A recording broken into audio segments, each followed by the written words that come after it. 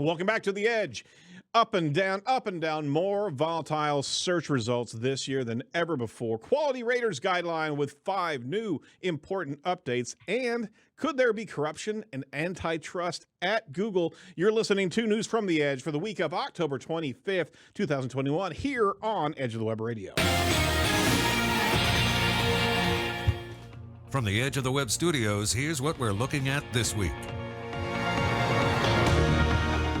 Here we're back, Edge of the Web Radio. If you haven't come across this show before, thanks for joining us. If you're listening or on our video stream, I'm your host, Aaron Sparks of Site Strategics. Every week we bring some amazing guests to talk with about digital marketing topics, to chew on and kind of discover for your digital marketing tactic pleasure. Each week we're covering SEO and digital marketing news as well, separate from our interview podcast each week. So we dig into more news as quickly as we can to be able to arm you for your week in digital marketing. So check out everything over at edgeofthewebradio.com. That's edgeofthewebradio.com. This is the Site Strategics Digital Marketing News Desk of Edge of the Web. And joining me to get his take on all things digital marketing, especially SEO, especially Google this week, although we're always talking about Google, right? But this week, boy, there's some news. Is Mordy Oberstein, head of communications over at SEMrush. Mordy, how you doing, sir? I made a big mistake. Yes, you did. You really did joining the show. So we had a lengthy pregame podcast. Yes, we did. And I drank all my water. Oh, gotcha. Oh, it's a blurry which means I will both be thirsty and be needing the bathroom about halfway through this podcast.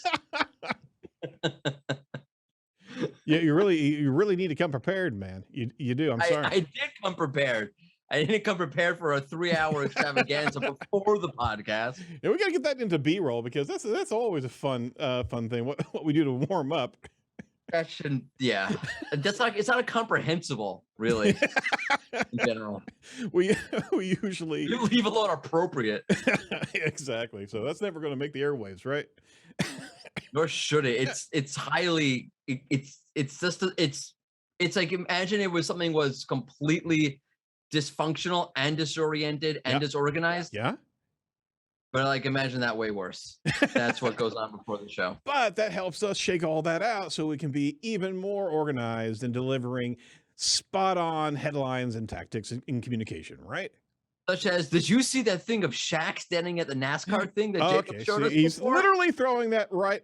Okay, fine. Go ahead. Give it to him. Thanks a lot.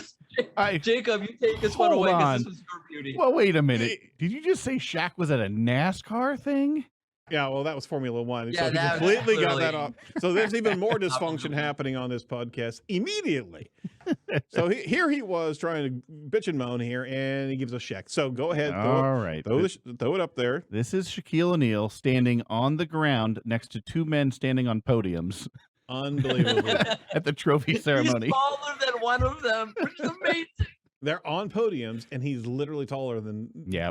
Oh my gosh, that's huge news for the digital marketing world. It's huge. They're so glad they tuned in this week. Wow. Are you here all week? I try the veal. I mean, if I need to start a little 5-minute Formula One, side podcast, I'm willing to do it, but I don't think it's going to work. Those drivers could be very well triggered by just what you're saying there. Can I be honest with you, Jacob? Yeah. The only reason any of us cares because Shaq is in it. That's true. Oh, wow. See, that's a whole sports slam from Mordy Oberstein. How about that? All right. Well, if you're all warmed up on the show, let's dive into some news here. Let's look at our first article from Search Engine Land from Barry Schwartz. Google search results are more volatile this year than last year, says a particular data provider. According to new data from SEMrush, the volatility in Google search results for 2021 have been much more intense and frequent than previous years, says Mordy Oberstein, our own Mordy Oberstein. He actually published snippets of data from SEMrush on Twitter the other day showcasing this. So without me jumping into this, share with us, Mordy, your analysis and what you were able to come up with from SEMrush. I'm so thirsty. Want some crackers? Come on. I have to go to the bathroom. Oh my God. This is what I have to deal with, folks, every week. This is what I have to deal with. We try to shake it loose in the pre-show. No, but it rears its ugly head right here. It honestly just makes it worse.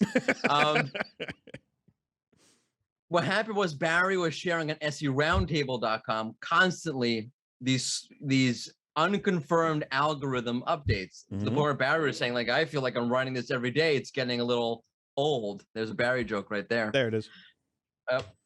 So I thought, hey, why don't I ask the data team if we can pull some data to show how often or how frequently updates are happening now versus the past. And lo and behold, it turns out they're happening way more often, which means that Barry's not crazy. Essentially, across all the verticals, mobile and desktop, what you're looking at is there's way more instances of both high search volatility. So high is being classified as a I'm sorry, anywhere out of a 5 out of 10 on the volatility scale to an 8 out of 10. And also more very high volatility days, meaning 8 out of 10 through 10 out of 10 on the volatility scale. Now, don't confuse this. It doesn't mean to say that rank is inherently more volatile, meaning the severity of the volatility is not in question here. Okay. In fact, I think that's a little bit less based on a previous study I did analyzing the core updates showing that they're less volatile. What this means is there's more consistency in the volatility, meaning volatility itself is more frequent. How severe each swing is a different question, but you're talking about something upwards of there's 65% more days of volatility in 2021 than there were in 2020 on desktop, and 84% an increase in the number of days of volatility on mobile from 2021 through 2020 compared to 2020. So this is a really good picture of the new terrain, because we used to be able to, as SEOs, look at sizable shifts in algorithm and not nearly as much volatility. You could actually pinpoint a couple key points on the calendar in which there was some high changes, but we're not seeing those anchor points in a year now. Volatility is now in a space where it's a constant motion, a constant change. We're seeing things happening within the month, so there's no pinning down a particular algorithm change, because it's not the size of the pendulum swinging, it's that it's swinging all the time now, right? Essentially, and what you have is when you dive into the actual shifts, there are actual ranking shifts. This site went up, this site went down, but you see a lot of it are reversals, right? So October 1st, there's an update. October 5th, there's another update. It's a reversal of, so site went up, now it goes back down. I mean, I'm oversimplifying. It can be over the course of many, many weeks, many, many months. But when you look at the ranking trends over time, you'll see these sites just go up, down, back and forth, as if Google is testing something. Exactly. Which it eventually either does elect or doesn't elect to roll out, which I would imagine would happen in, say, a core update. But to me, I speculate that what's happening is there's a ton of machine learning adjustment on the fly. That's testing things out on the fly, for lack of a better way of explaining it, that Google's testing to see whether it's more effective or less effective, that it eventually either decides to implement or not to implement that change. Got it. So we're seeing. But don't freak out. Don't freak out, or at least grab your towel. No, don't freak out, because it's now the reversals are happening even more quickly, right? Yeah, which means when you see like, oh, great, like I posted on Twitter, which you didn't reply to. I said, oh, now I know why you're trolling my my podcast with ads, because I shot up in the rankings for the keyword best SEO podcast and you shot down. Wow. But I would imagine that will reverse itself at some point, only to reverse itself again. Yeah, you noticed that I didn't respond to that, right? Yeah, I noticed that. What's the matter? Sparks can't take the heat? Oh, see, he actually thinks I'm bidding on him. It just so happens that he has SEO and podcast in his phrase. I can, of course, that's how I rank for stuff. SEO and podcast as opposed to Edge of the Web. Did you happen to see our nice knowledge graph, Edge of the Web? Right, it's right there. Yeah, you do. You also target the whole digital marketing thing, and I stay away from that because I'm very niche. You are niche. You're niche with that new haircut too, by the way. I failed to actually. There's our knowledge panel. Look at that. Isn't that beautiful? That's nice. That's just all right. I hope another baby algorithm knocks you out tomorrow. For our podcast listeners, we have a nice knowledge panel that we talked about the news last week. Just rolled out, so a lot of podcasters out there are now experiencing a nice carrot for doing solid work over the years, right? Let's pivot over to another article. This is Search Engine Journal here with Lily Ray. She actually came out with an article on the 19th last week. 5 new Google quality rater guideline changes and what you should know about them that actually matter to your bottom line. So Google actually, if you're not familiar with the quality raters guideline, it's a guideline about 160 odd pages that was rolled out, correct me if I'm wrong, about 6 years ago, that basically is Google's instructions to the human evaluators that they hire to be able to evaluate the authority and value of sites. Now, that's a whole nother discussion of how they use that particular qualitative research. But in this, we are constantly being provided a document of how Google sees quality and sees value in sites. And anybody who's inside of SEO should be paying attention to these changes regularly, because they are very important to get an idea of how to actually view your website and make certain specific changes towards quality. The series of changes that were released last week were primarily around YMYL content, lowest page quality, and more. And we certainly will give you show notes on the page so you can dig into everything there. But Google announced 5 updates to their search quality raters guideline last week and issued an updated version of the document, and we'll actually link that into the show notes as well, with a brief explanation of each one in its change log. Got to pay close attention to the changes made to QRG. That can actually help inform you of the future direction that Google's actually heading as well, and how it evaluates EAT, which is expertise, authority, and trust. So what's new in the guideline? The definition of groups of people in the YMYL, your money, your life category, that has changed. How to research reputation information for websites and creators has actually been refreshed. The lowest page quality section has actually changed very much. The definition of upsetting and offensive has been updated. Well, I hope we can pass that muster, because it's usually the case. This is exactly why we don't let anyone watch the pre-show, because it would be upsetting and offensive. And then edits. Not offensive. More is upsetting, I think. It's disturbing. We'll just sit on disturbing. How about that? It's mostly upsetting. And edits for clarity and consistency throughout. So, Shackling a couple, won't go into most, but first and foremost, Morty, what are your thoughts about QRG and YMYL as it applies to SEO? What should we be paying attention to in these documents that Google rolls out?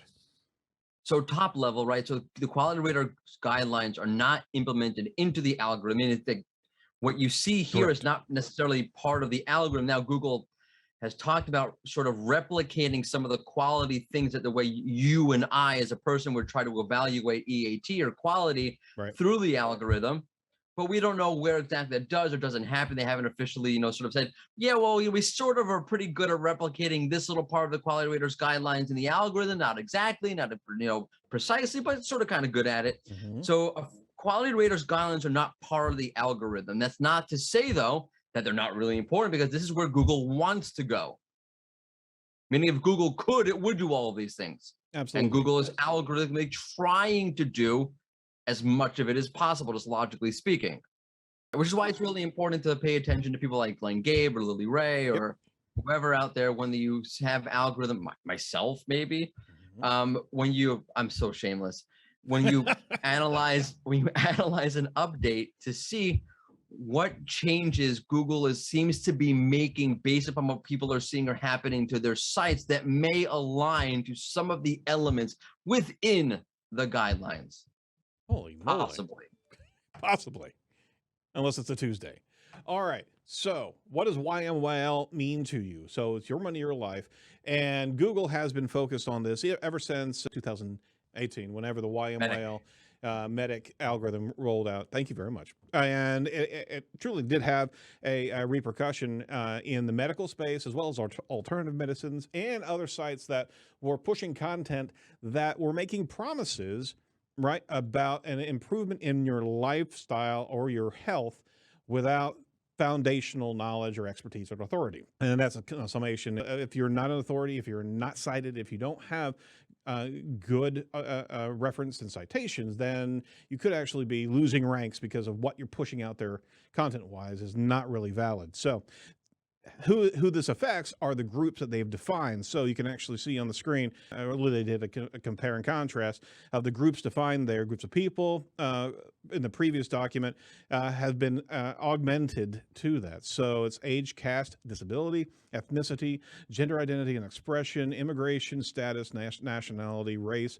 religion, sex, gender, sexual orientation, veteran status, victims of a major violent event and their kin, or any other characteristics that is associated to systemic discrimination or marginalization. So content, and how to use this is if you are publishers of content that meet or try to support or connect with those type of groups, your content needs to be factual, not exploitative, if that's the phrase. And it should be moved through a website that is actually has a level of authority. Okay, I'm be over my skis here, but Morty, give us a little bit of shepherding here. Is that where we are? Yeah, I mean, what's funny with this particular change to the quality raters guidelines, I have a suspicion that Google's recognized that there's so much has changed in the social fabric of our society. Is that redundant? Social fabric of our society. What else would the social fabric be of? But Noodles? that it wants to make sure that the people assessing these sites, which they do use to sort of baseline or benchmark the algorithm, right, are looking at sites properly based upon this, where we are with the amount of garbage that's being put out there, or discrimination or racism or all this great, horribly not great, I'm being sarcastic, this wonderful thing, sarcastic, that's out there. It needs to make sure that the raters are aligned to that. And I wonder if they're doing that to make sure that the algorithm is aligned and acting properly based upon what's happening out there in terms of what kind of people are putting out what kind of crazy ass content. That's my theory. Yeah, I would agree with that. It's a contextual awareness guideline for, and again, the algorithm's getting trained by the vision that Google's setting out in these quality raters guidelines, and actually understanding. Well, they'll compare that, right? They'll see, like, what do the raters do with this site? I'm more simplifying this, and what do the algorithm do with this site? Okay, right. What can we do to fix this? Exactly. And a lot of the changes that you're seeing are a little bit different in nature from the changes I think you've seen in the past, where it's really being specific about the social nature of content. That wasn't really specified in the guidelines as explicitly as before. And I think Google is trying to catch up with the times a little bit. Absolutely. They're also doing the same thing. Ass. Not only groups, but also other factors of how they categorize lowest page quality content. Basically, more importantly, it's expanded the definitions and provided specific examples of what it means for a page to cause harm, spread hate, and misinformation of users. Now, we've talked about Google and its relationship to truth on this show multiple times, and they are trying to be able to be not so much altruistic, but unbiased in the space, but also provide good content to its users and protect its users from content that could be deemed hateful or in one way, shape, or form causing harm. So they've actually extended the additions of documents, and I think we should really welcome what they've done here. Websites that dox users should never see the light of day in a Google index, right? Content containing instructions on committing suicide or homicide. Content that contains offensive or dehumanizing stereotypes. Harmful content that can be easily refuted by widely accepted facts. I'm going to put an asterisk on that one. See that we have to say that. I'm sorry. That's crazy. I know. Unsubstantiated theories that are not grounded in facts or evidence. That's another asterisk. Okay. The fact that we're at this point in time in the world where we need to say, like, if it's not true and it sounds nuts, that's not good quality, is in and of itself a problem, I think. I think you're right, is that we have to train ourselves again and again to be able to know what we're looking at.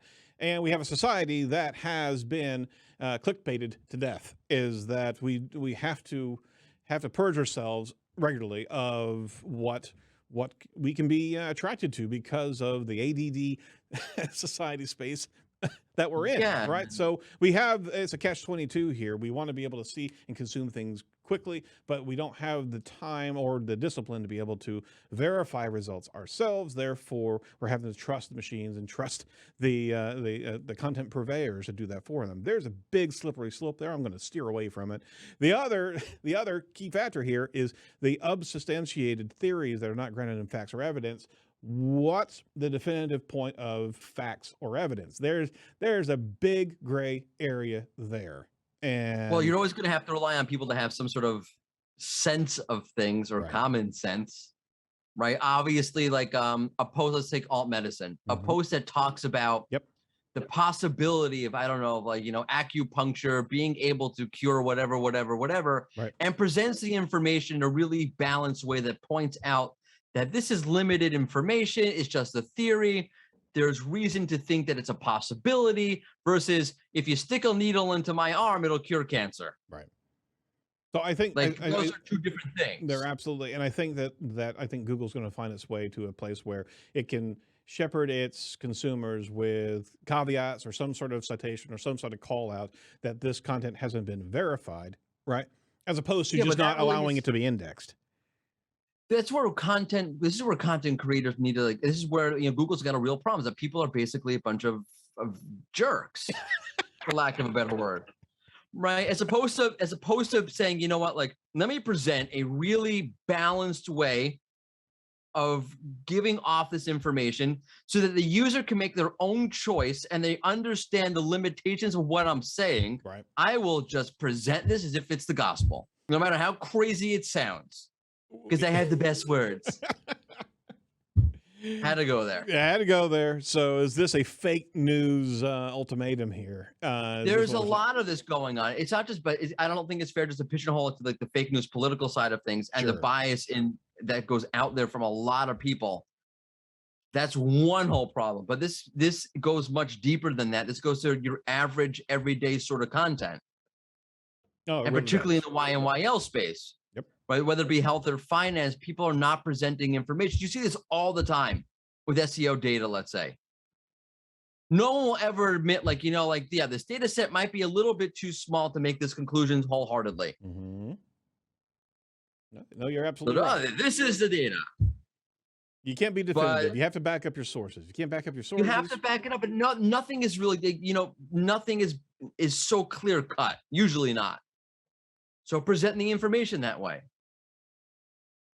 And so this is Google's particular manifesto of how it evaluates content, and again, borderline reviewing what's truth and what's not, but at least it's giving us a picture of what it constitutes as malevolent content, harmful content, untrustworthy content. So we're seeing more and more about how we can start navigating these waters with that in hand. And there are always going to be QRG updates, and you want to be paying attention to them regularly, because something that comes through on this could very well affect yourself or a client of yours. You want to make sure that it's passing through the eye of this particular needle. You definitely want to be, this is where you definitely want to be skating towards. Yeah, you really do. You really do. It's not an algorithm change, but you better believe that's the focus that Google has on content that it serves up in its index. Okay, we're proud to reference Site Strategics on a regular basis. We are the sponsor of Edge of the Web News, and we're pioneers in the agile digital marketing methodology. So check out what we can do core web vital optimization, technical SEO audits on a regular basis, search engine marketing, social media optimization and marketing, as well as conversion rate optimization focused on continued increase in lead generation for your website. So if that's something you're interested in possibly exploring with us, give us a shout at 877-SEO for web or 877-736-4932. All right, last article on the Google agenda here. This has been a Google show today.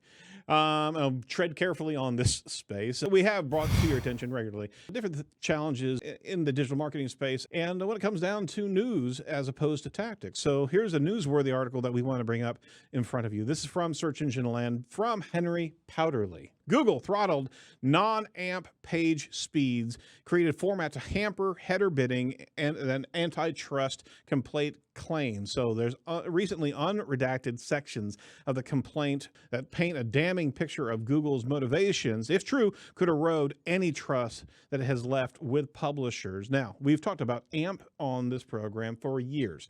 Not a big fan, never was a big fan of AMP. And we were really talking about that from a user experience standpoint, that we were stripped of a lot of control of aesthetics and design to be able to help convert leads.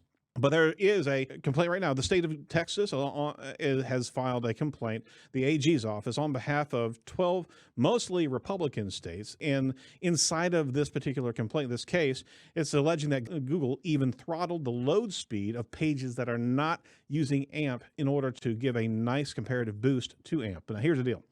The throttling that they were referencing was about throttling non-AMP ads that slowed down header bidding, which Google then used to denigrate header bidding for being too slow. Now, and this is in the ad space itself, header bidding can often increase latency of websites and create security flaws when executed incorrectly. That's what Google falsely claimed several years back here. Google employees were actually grappling on how to publicly justify Google making something slower. So this is an allegation here that they were actually throttling down the non-AMP ads that were pushing through. So the lawsuit, which cites internal Google documents, was originally filed on September 9th and was heavily redacted. However, a ruling by a Manhattan judge forced the release of the mostly unredacted version on Friday. Google hasn't responded to the Search Engine Land request for comment.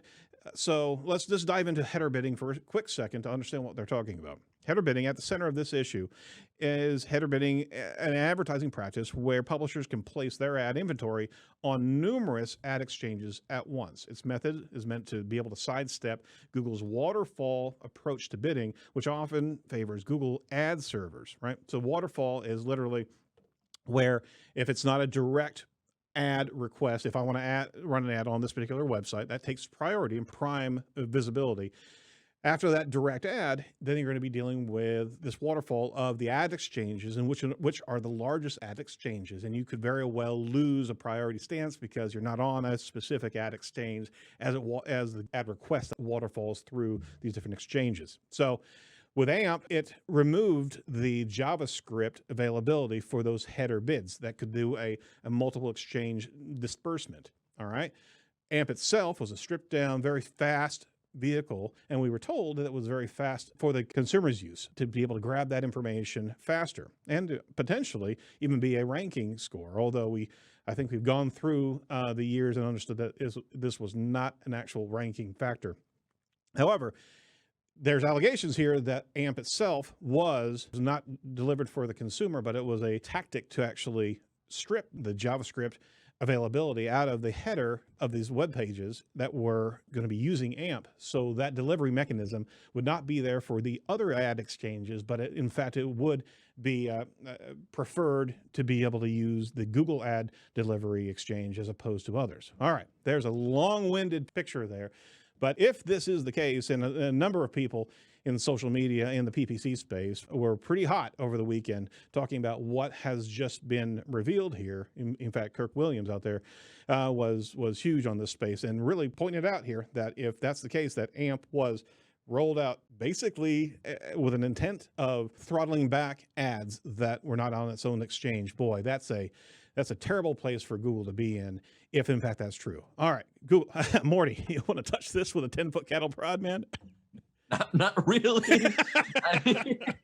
I'm sure Barry Adams is sitting around laughing his ass off because he hated AMP. Yep. Geez, where do you start with this? I mean, so this is a part of the larger, collusion with Facebook. Right. Save their, very high commission rates on their ads from these other networks. The question is, in my mind, is this an allegation? Like it's an allegation. We have to keep this in mind. Let's see what happens with this and where this goes. Or is this an allegation like OJ allegedly killed his ex-wife? Right. That's basically what you're dealing with, and I don't know. I mean, there's so many SEOs like that were the on the AMP fence thing, with AMP to begin with, right? it sounds almost like a conspiracy theory when you, right? But when you dig deeper into it, the what they were trying to prevent was a serious blow to their business.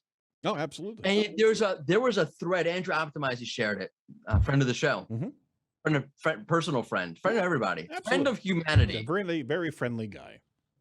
Andrew Optimize shared a thread where someone goes through all of the redacted documents that they exposed, and it's like I didn't even read all of them. It's like 40 tweets going through screenshots of these various pieces of now revealed information about what was it, Project Jedi or Blue Jedi, whatever it was called.